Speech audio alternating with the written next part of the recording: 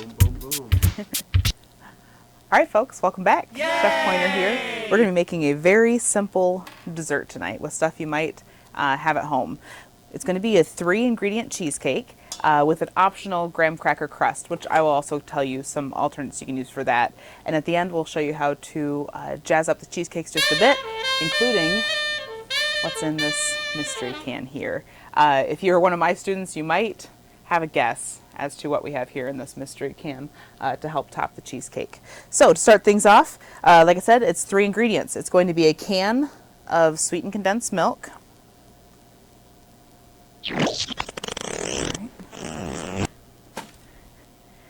Then you're going to add in a package of cream cheese. It's best if this is room temperature.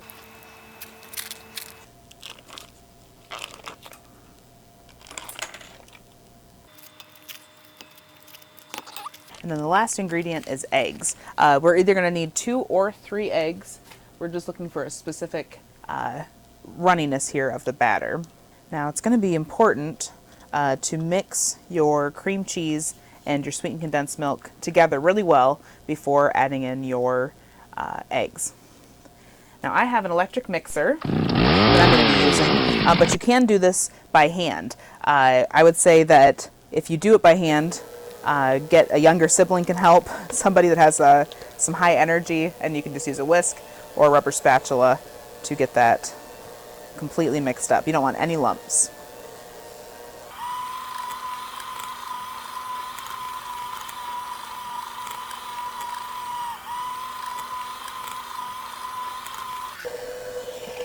Getting that guy nice and smooth and lump free. Lump free. All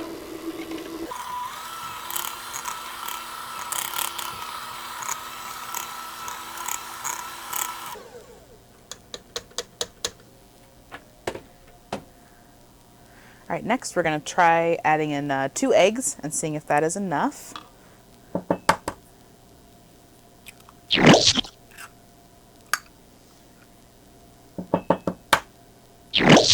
And if it's not enough, we'll add in a 3rd egg.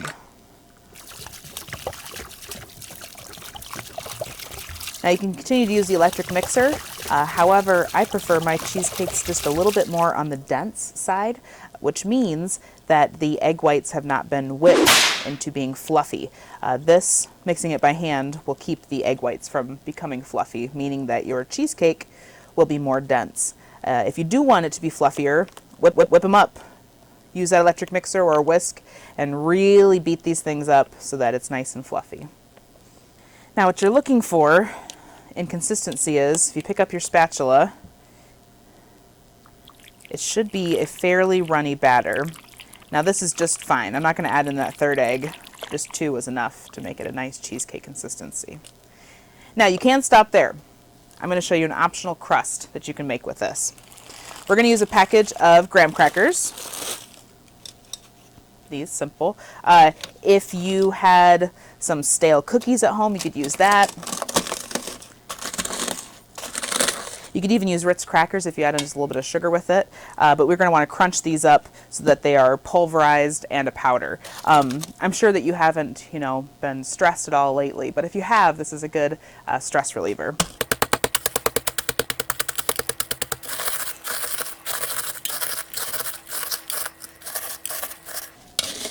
I'm using a potato masher here. If you have one of these at home, that's great. If you don't, you can put it in a Ziploc bag and beat it. And beat it. And beat it. And beat it. And beat it. And beat it. And beat it. All right, now it's mostly very small pieces with a few slightly small pieces, which is going to be just fine. We're going to add in some melted butter, just enough so this becomes sort of like a wet sand. And then you can take this, little handfuls of it, and drop them into what I'm using is Ramekins. If you have anything at home that you can use as little baking dishes, that's great. If you don't, you also could use a muffin tin and just shove this graham cracker crust down in the bottom of a muffin tin.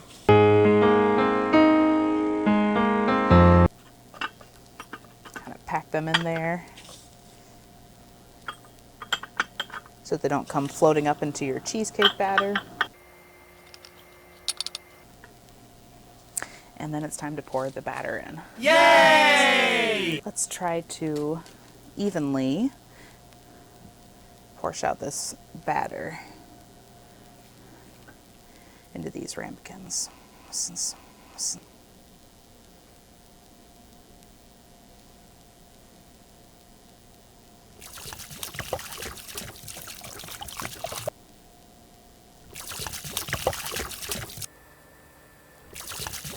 Now again, you don't have to have a graham cracker crust. It could be just cheesecake poured right into ramekins or right into muffin tins. Now the cheesecakes are inside of this cake pan, and the reason for that is these are going to be baked in a water bath. Water can only reach 212 degrees. We don't want these cheesecakes to get too much hotter than that on the outside, or else they're going to start to brown. So how do we achieve that? You put them in water. And then the water won't get any too much hotter than 212 before it's turning into steam. All right, so you're just going to add in the water about halfway up the side of the ramekins here. If you have a muffin tin, you don't have to necessarily do this step. This is just going to prevent any browning.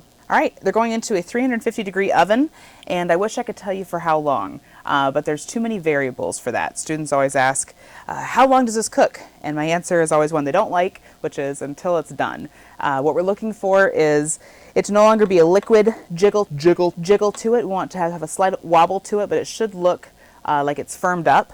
And I don't have an answer for how long it's going to take because it depends on your oven, the size of your little cheesecakes, how much moisture you have in the oven with it with the water bath. So the answer is until it is done. I will show you my finished product though, so that you can see what to compare yours to.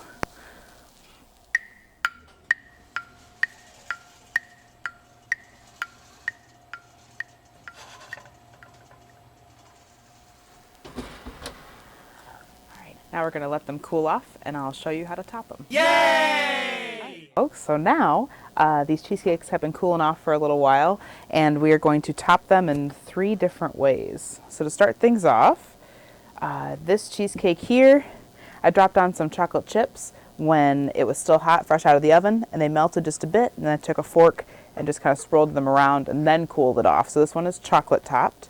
This one here, I have a little bit of jelly left at the bottom of a jar, so I'm going to add in carefully a little bit of warm water. This water is not boiling, it's just a touch warm. And we're going to mix that in and make sort of a berry syrup here out of these preserves.